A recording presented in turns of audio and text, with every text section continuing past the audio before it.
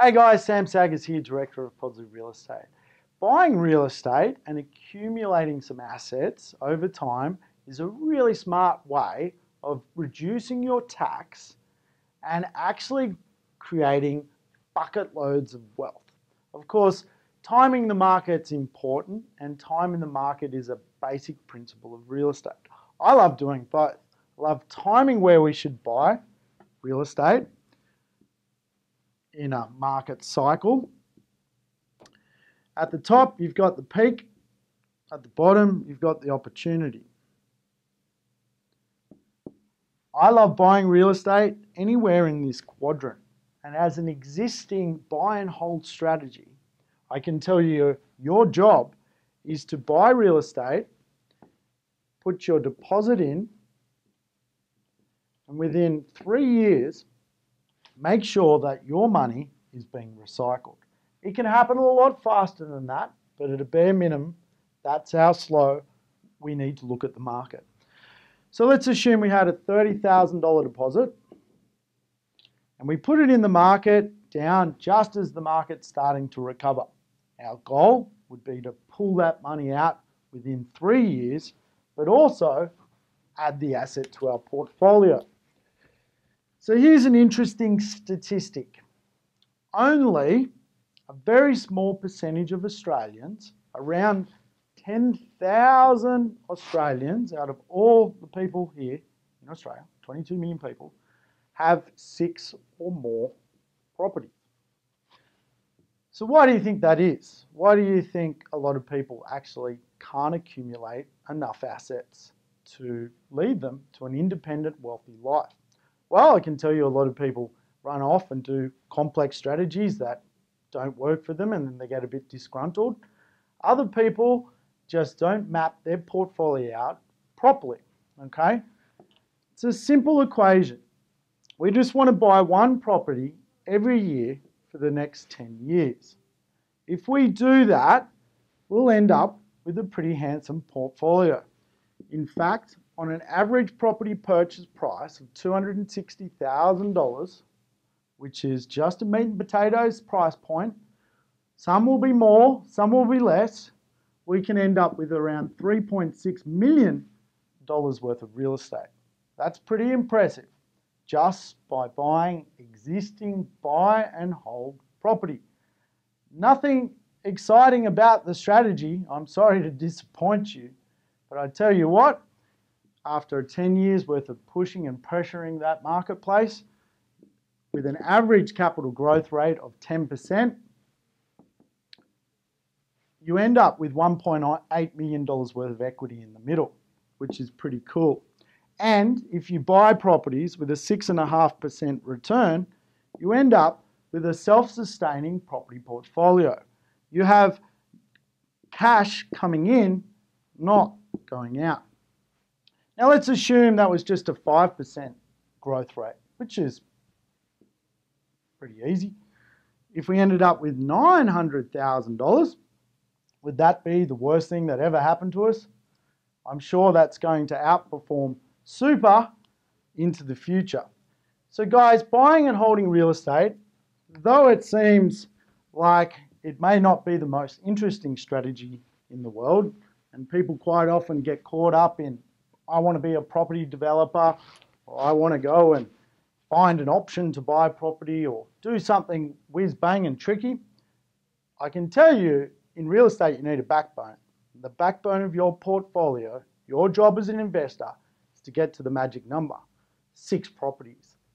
And you will enter a very small minority of Australians that own a large amount of real estate assets in this country. So make sure you do that by grabbing hold of a buy and hold strategy. Of course, we look through the acquisitions department at all sorts of property.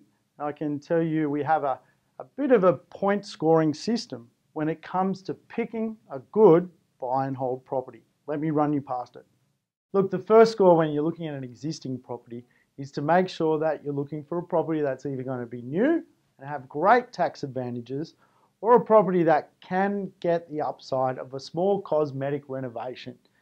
I'm not talking about large amounts of money, I'm talking about a coat of paint, new carpet, new light fittings, blinds and curtains, something that can add value to either the rental return or to the capital value. We need to look at, particularly if it's strata titled properties, look at small estates. Not too big, not over say 50, unless those particular buildings have the upside of added benefits like being architecturally significant to the community. Perhaps it's got the world's largest green wall or something that's special, which is going to mean that owner-occupiers get quite attracted to it, and it's a place where they want to live. Strong location's important. For properties, particularly second-hand properties, which is the existing property market, it's really important to look at infill areas. Areas that aren't sprawling, they're not out in the boonies.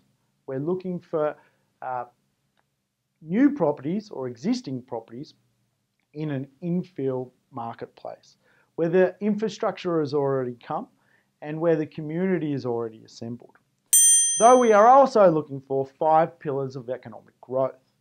And I say 5 because we can buy existing properties, but we need to be careful that we're actually buying them in an economic heartbeat, where there's a diverse economy, diverse amounts of jobs, and where there's an influence on both rental growth and also wage growth.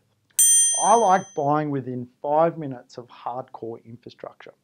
And what I mean by that, well, infill areas, sometimes they've already got train stations, great schools, great shops, great cafe precincts and lifestyle areas. They also might have fantastical access to medical and education. For that reason, I think it's an important principle to buy where a self-sustained community already is. When we're buying an existing property, it's really important we understand what's happening in the community, what benchmark sales are occurring, what old properties have sold in the area and created a benchmark, second-hand property benchmarks. We're also looking at what new properties are being built at the area and what they're going for. Quite often, a great strategy is buying the worst house in the best street. And that principle encompasses finding a benchmark and buying next to it to make some money. When we're looking at an existing property, that's something that we look for when we're doing our point scoring system to make sure that there are benchmarks in the local community so that we're not paying the highest price, we're paying certainly a competitive price. Rental returns are also important, particularly with existing properties. One of the key benefits of buying an existing property is to reap the benefits of what's happening in the local rental market. Now, a good return above 5% is important, but I like buying existing properties where a 5% will rapidly become a 6% return. And what do I mean by that? Well, I like buying in cities or suburbs where the rental growth is on the increase. Because there's an old saying, particularly when you're buying at the bottom of the market, that capital growth follows rental returns. So we always look for a minimum return that's going to sustain our portfolio and sustain our investment. A 6.5% return in the capital cities, pretty cool. So we should be aiming high, but at a minimum 5%. I love buying properties in the meat and potato price range, particularly when existing. There are so many people shopping in the sub $500,000 mark. It's just a great place to buy in. So the sub $500,000 market is where we want to shop. And if we can produce a property in that economic zone, it's a sweet spot, because if you need to sell the property, there's always a lot of people shopping in that price range. So that'll get a point in our scoring system. We also look at limited amount of supply coming to the area, particularly in the infill. So there isn't going to be massive projects happening in the precinct, which will certainly hold back any growth potential within the asset itself, and also flood the area with too much property, so rental returns get affected. And of course, we love to work on properties that we already have an existing valuation on. We make sure that when we find a property, we look at it, we get it valued, and we get a third-party assessment on the actual property to make sure it's a safe, solid investment and it meets our point scoring system. Thanks for your time.